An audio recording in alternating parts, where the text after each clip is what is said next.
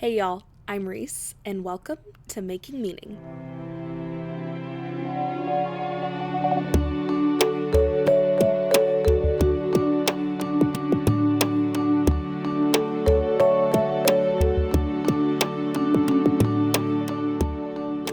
Okay, today I am grateful for a really good night's sleep last night.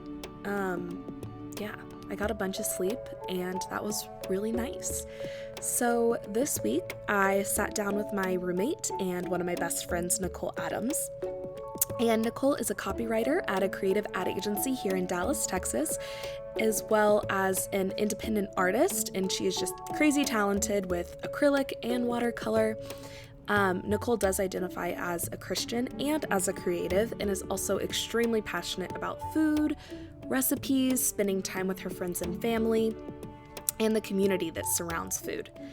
All of those kind of tangible successes aside, Sweet Nicole is just a genuine, kind-hearted person who I am so lucky to be able to call one of my best friends. She's one of the most honest people I know and brings out that passion and truth in everyone she meets. If you enjoy our conversation today, you can find more of Nicole on Instagram at NicoleOliOli, or for food or painting things at Nicole's Eats and at Nicole's Paints.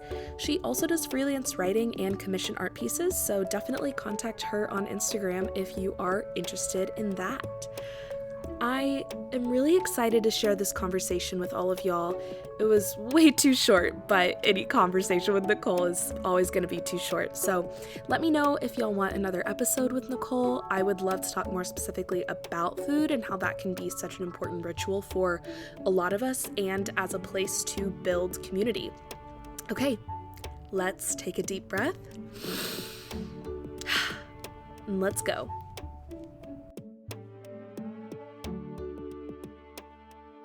Hello, Nicole. How are you doing? Hi, Reese. Doing well. How are you? I'm doing good. Thank you so much for taking the time to sit down with me and talk a little bit more. I appreciate your time on this beautiful Sunday. Absolutely. Okay, so to get started, I just want to start with asking what you're grateful for right now. Definitely my friends and family. I am seeing my family today, which I'm very excited about. Blessed to have, both family and friends in the area.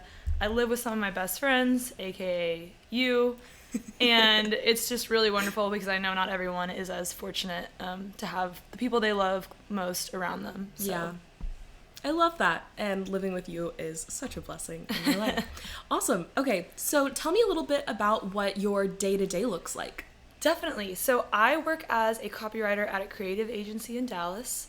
And it's interesting because I didn't necessarily always want to go into advertising. Communication as a larger umbrella was always my main focus and interest. But somehow, one way or another, I figured out that writing was kind of the medium that I was strongest in. And being creative on a day-to-day basis is something that is highly important to me. And so I kind of found my way into copywriting in the world of advertising, which has ended up being much more creatively fulfilling and interesting than I thought it would. Because every day, and my day-to-day, what I enjoy is that the day-to-day is always different. And I'm always doing something interesting or new or exciting. I'm meeting a new client, doing work for a previous client. I'm doing everything from social media to web copy to... I could go on. It's a vast array of things. A vast array of words. So I really love that you found a way to make your professional life this implementation of the creativity that you want to feel. But do you ever get creative burnout? I feel like that is a really big deal, especially in creative industries. And I know you're an artist as well. And so I feel like being creative every day, while that's a blessing, do you ever feel like it's also a curse? I think there's something there, and I think the biggest thing I've learned, which is weird, but it really goes back to that mind over matter idea, because at the beginning of my job, it was my first job out of college, and of course you want to do well, you want to look good, seem like you're competent, etc. Right. And sometimes, and also you're learning something completely new, even if it's something that you're naturally good at. And so I think I used to struggle more with that exact thing with that creative burnout, because I would stare at a page and say, this needs to be good, and the pressure was on. And creativity doesn't blossom with expectations. Yeah, it's that pressure about kills it. Exactly. It's about exploration. That is what fuels creativity.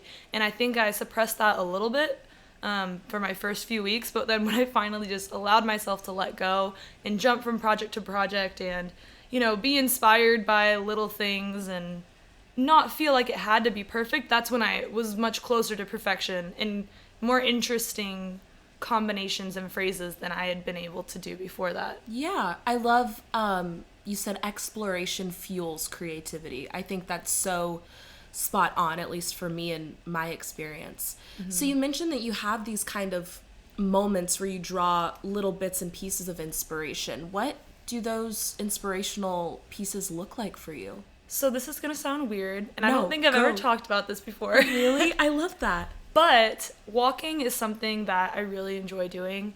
A, it's the only form of exercise I halfway enjoy. And relatable. B, I think that fresh air really affects me, and sunlight really affects me in a positive way. And I think that's something I really learned about myself in quarantine with COVID, actually, because I was cooped up in a house, and I'm a very free spirit in some ways, and I didn't enjoy that. And so I would get out of the house, just walk around my neighborhood to see different scenery. And something I really enjoy with walking, because it's also like a mental health thing for me. Right, absolutely. Is when I look up in the trees, the sunlight coming through the trees. It's something that if I'm walking with friends, I usually chat with them. But if I'm walking by myself, I usually am looking up and seeing how the sunlight reflects on different things, whether it's the sidewalk or, I mean, it's just a miracle to me that the light is always changing, and it's just something that also draws me back to the present. And when you're in the present, you're not worried about the past or thinking about the future. And I mean, that sounds obvious, but it's something that is a mindful thing that we need to do. Yeah. And as like you said, I am an artist, and so I also think that the true way that light looks on things is interesting. Yeah. Well, and I think that it's interesting that this like light reflecting through the leaves is almost symbolic of your like little bits and pieces of inspiration peeking through different parts of your day. Like, I think that's a really beautiful image for what that's like for you from what you said.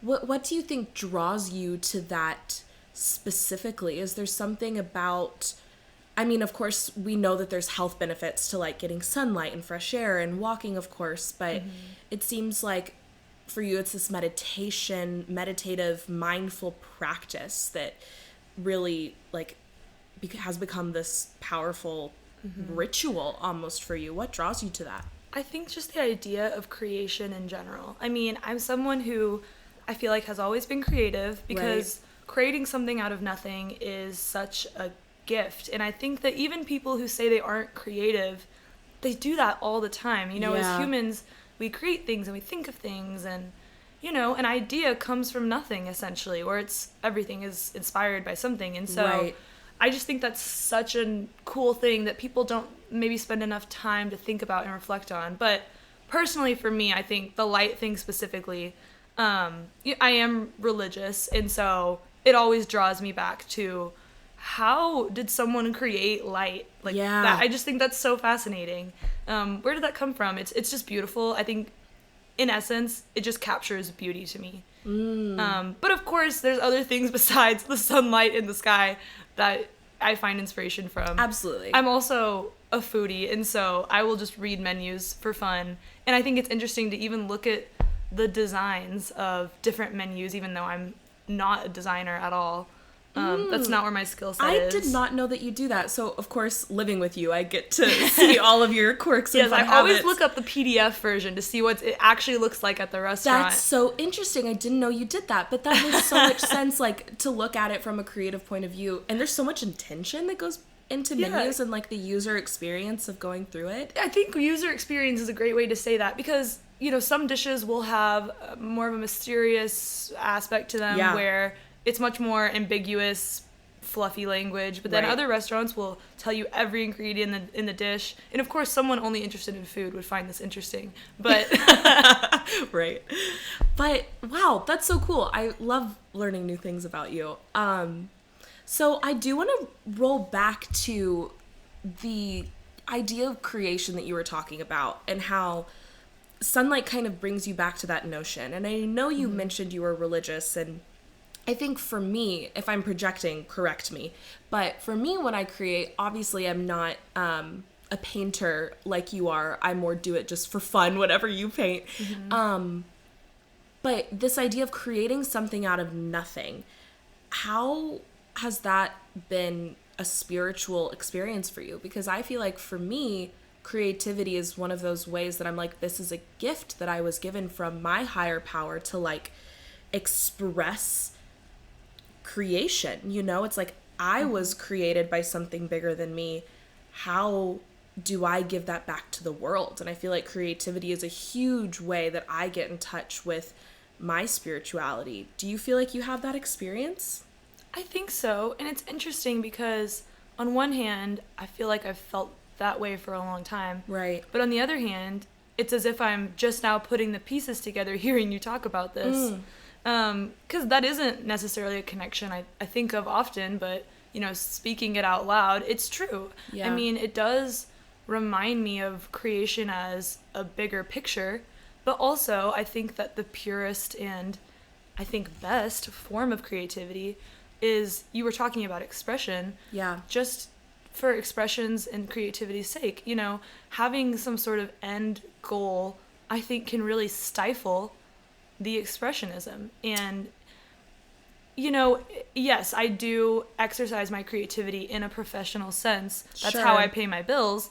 But that's because I enjoy being creative. And so, you know, getting paid to do it is a bonus. Yeah. But with that being said, I think that if you do make creativity your profession, it is just as important to find other ways in your life to be creative with no expectations, just for the sake of creativity. And I think that's where my painting comes in. Yeah. I mean, it's great if I can do a commission piece for someone, and yes, we love the side hustle, but, you know, if I stop painting without knowing that it's going to go somewhere, then I'm not exercising my creativity. I'm not finding my niche. I'm not finding my style.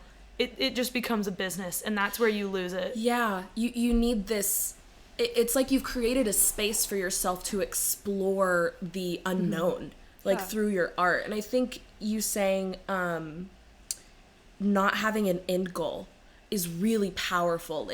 Hearing you say that was really powerful for me, because it's like, it's almost reflective of life in the sense that we don't live life for one ultimate goal, right? Like, we have goals along the way, but if, you know, you talk about going to high school and going to college and getting your degree and then going to the job and getting the promotion and getting the pay bill, I feel like that sort of system has stifled a lot of our, like, joie de vivre, you know, like this kind of enigmatic way of living, and removing that end goal and just saying, of course, with structure and like you said, you have to pay your bills, but having this capacity to just create and live for like life's sake and have fun with that is really powerful. Because when you really think about it, you know, we are the ones creating our lives. Yeah. So even people who claim they aren't creative or they're not, you know,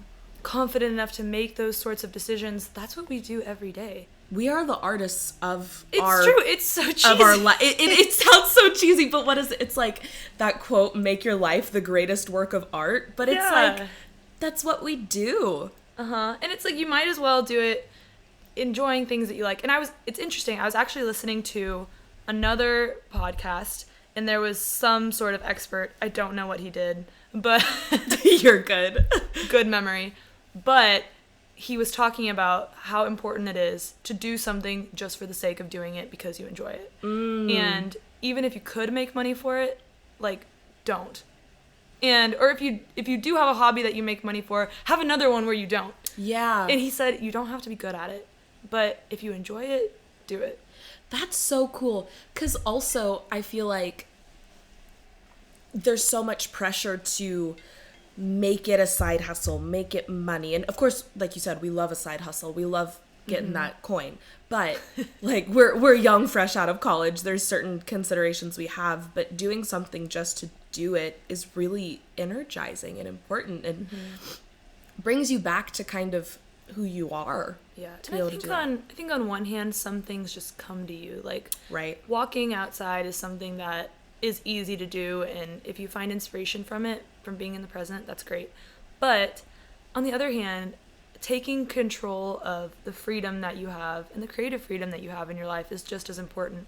Seeking out new experiences, meeting new people, because it's when you are introduced to new ideas or new thoughts or new places, that is the biggest, I think, spark for creativity that you can have. You have to push yourself and do new things. Yeah. Love that. So, switching gears just a bit, tell me a little bit more about your religious practices, because I know we kind of touched on how creativity can be this spiritual thing in a sense, but you do consider yourself a religious person. So tell me a little bit about what that looks like for you. And if someone's like, oh, do you believe in God, or are you a blank religion? I'd love to know your answer, and then also what that means for you, because different people have different definitions, you know? Definitely. I feel like it just depends on what the situation is or who I'm talking to about how I might answer. Sure. I feel like religion is a very personal thing, like it is to most people. I was raised going to an Episcopalian school. I've always been raised Christian. Most of my friends and family were Christian growing up. So that's what I knew, and it's what I also, believed in. Yeah. And I ended up going to a Catholic high school, which opened up a new perspective of Christianity for me. Yeah. Because yes, there's a lot of similarities, but there's also differences in different sects of Christianity. Yeah. Especially when comparing Episcopalian to Catholicism. Yeah. So that was just so interesting. And then a lot of my friends in high school, of course, were Catholic. Right. And it was interesting to see how we had so many shared beliefs, but also a few that differed a little bit. Not that they were incongruent with one another, but they our religions emphasize different parts of Christianity. And so it was so interesting just to hear about how they grew up in their households, what their relationship with God was, and how much of it stemmed from their family versus their schooling.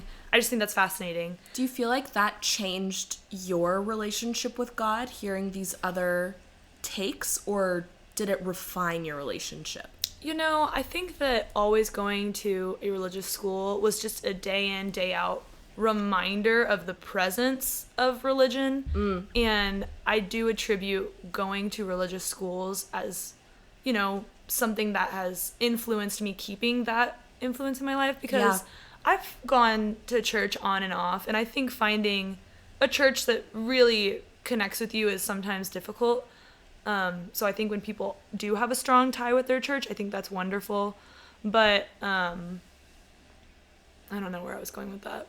But no, that's okay. Something that I do now is I try to just, I think even things like living in the presence, appreciation, gratuity, and tying that back to God or whoever your higher power is in a thankful way is important.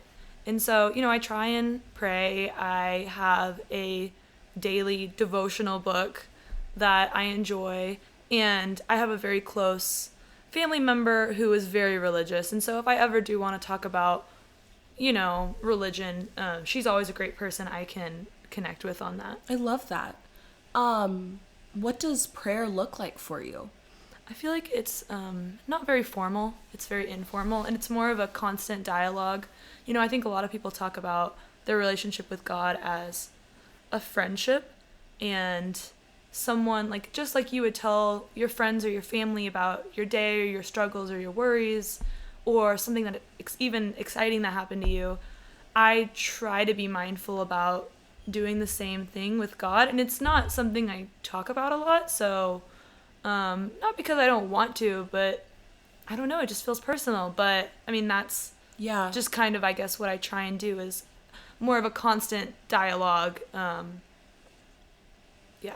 Yeah, I think that's cool. And it almost sounds, I know you identify as Christian, like you said, but that sounds very much in line with like this Buddhist mindfulness thing where it's like you should strive to always be in communion with God. Definitely. And I think that coming from a place of gratitude is really beautiful. And to think of prayer as this kind of thing that you should return back to throughout your day, like trying to rest in that space. Because I don't think it has to be super formal. It's not like I'm on my knees or my hands aren't clasped.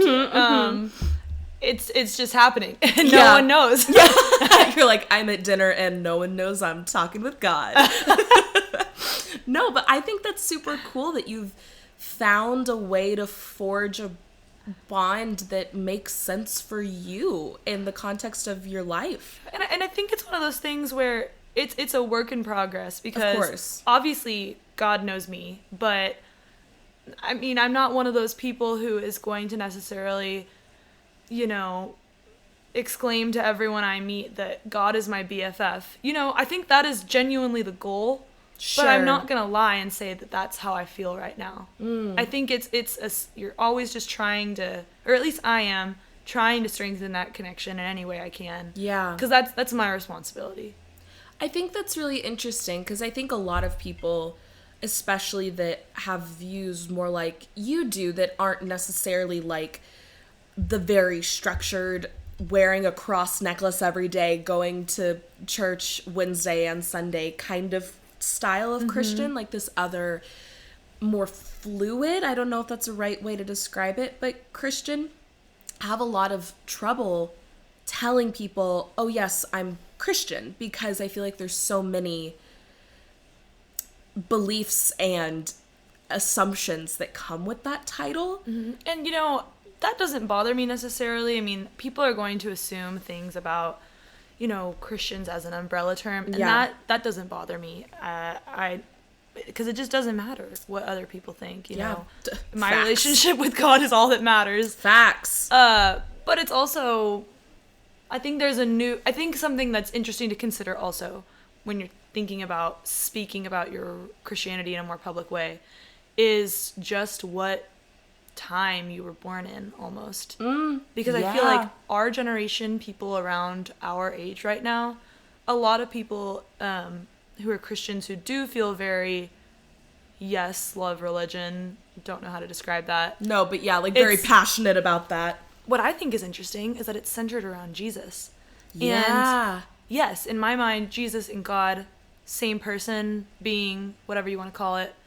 But it is interesting, especially from the perspective of you and I, who think about words and the connotation of words as writers. Right. That mentality, the connotation between Jesus and God. There's a difference there. There's a little bit of a difference. Yeah. And I think it's interesting that our generation has gravitated toward this biblical, non-denominational Jesus as a man that they are striving to be like, who was in the flesh and can hold their hand as their best friend, is a little bit different than, there's a lot of different perceptions of God. Yeah, that's so interesting, because I feel like for me, I like calling my higher power God, and that I have a slightly different definition of what that is, but even though I think Jesus has all of these wonderful attributes, I don't think anyone, even if they're not Christian, would ever be like, oh, Jesus was a bad dude. Yeah, don't get me wrong, I love Jesus. Right, we love Jesus, but I think this feeling of the light through the trees and this spark of creativity, to me, I feel like I'm communing with God in those moments. Or maybe even, I think the Holy Ghost is closer to that than Jesus. Yeah. Because Jesus is just so physical. Yeah. Do you think that the idea of the physicality changes that relationship for you? Because I think for me, sometimes thinking of my spirituality in this ethereal sense makes it feel overarching, like this interconnected feeling. Do you have any thoughts on the difference between that physicality of Jesus and this Holy Ghost kind of notion? I think at the end of the day, God, Jesus, and the Holy Spirit, Holy Ghost, whatever you want to call it, are the same being, person, higher power. And I don't take much time to distinguish between them, but I do think that, like you said, God is my default. Right. That's so interesting. I've never put that distinction together before. That's really, really cool. So, to close us out and kind of round up this conversation, which this has been so joyful, and I'm so grateful for your time. Well, you're so interesting. Reese. You're so interesting, Nicole. This is why I'm so lucky to live with you and talk with you and get to call you a friend. But I would love to know just some daily practices. So you mentioned walking, but what are daily practices that you would recommend for, hopefully, listeners that if they are interested in this kind of thing and integrating a higher power in their life or trying something new with their spirituality or religion, what are some things that you do to explore that you would also recommend to other people? You mean more from a religious perspective? However you interpret that, whatever that looks like for you. It's interesting. I think there are a few things / a laundry list of things that I try to incorporate in my life because I think wellness as a whole has always been very important to me. Yeah. And I do think that is connected with this stuff too. Because wellness does contribute to, the body, the spirit, the mind. Yeah. Which is managing stress, being clear in your religion is something that can really contribute to living a happy life. Yeah, absolutely. But more specifically, with all these things that I try and do, I don't do them every day. That's just not realistic. I love to walk, and I walk as often as I can. But if it is cold and dark, the sunlight's not there, and I'm not going outside. We are staying in by the fire. I am staying inside. And so, with that being said, I would be such a hypocrite if I said, oh, these are the 5 things I do to be such a spiritual person. Like, that's such bullshit. Yeah, it really is. Okay, I love your honesty because I think that, just to tie this back into some of the other things you said, making it just like a daily practice of like striving for what you want that to look like. And that doesn't mean going on a walk every day or meditating every day. That can mean so many different things. Exactly. So maybe this will make it easier. If I have a list of 10 things that, feed into different parts of wellness for me. Right. If I do 3 or 4 of them each day, that is success.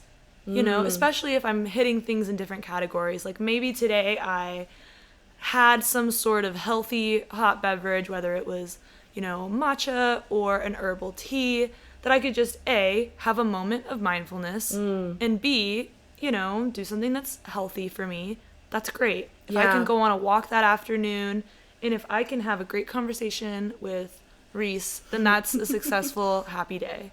I love that. The next day it might be 3 other things. And I think also something that's underpinning that is doing certain things with the intention of it being mindful, of it being spiritual, of it being a part of wellness. Because absolutely. I think so often, like for me, I'm like, oh, I'm running out of the door. I'm going to make a tea real quick and put it in, take it in a to-go cup to drink in the car, is very different than making a tea, taking a hot minute to like just sit and take a sip or 2 and like take a deep breath before going. Like those are 2 very different things. It is. And I think that people underestimate the power that has, and B, truly just don't understand. This is not common knowledge, so it's normal for people not to understand this. But, for someone who's interested in nutrition, I've taken a deep dive in this.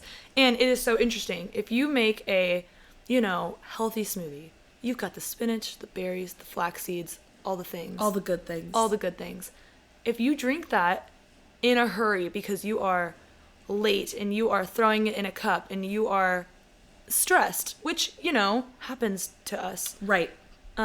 Versus, having it while you're casually starting your workday. The way your body digests those nutrients is astronomically different. And it affects our stress too. Yeah. Wow. There you go. That's so interesting. Well, Nicole, you are going to be coming back on. I'm going to force you to, whether or not you want to. I don't know how interesting I am. I think you're vastly interesting. And I just love this interconnection between your life with the wellness, the creativity, and this like religious piece. So I'd love to do another episode where we talk more about the intersection of those things and more about the wellness and foodie side of you, because we touched on that a bit, but there's so much more to unpack there. But to close it out, I want you to give us one word that describes how you're feeling right now after the conversation. I know you're a copywriter, so you're like trying to probably think of a really good word, but it doesn't have to be good. It can be just whatever word comes to mind that feels like, this is how I'm feeling. This is how this experience was for me. My word is content, which to many people isn't a very exciting word, but really it means that you are exactly satisfied in the moment that you are in right now. I'm like tearing up, and Nicole's laughing at me because I cry at everything. She cries all the time. I cry all the time, but that just makes me so happy, and I love you very much. Love you, Reese. Thank you for being here.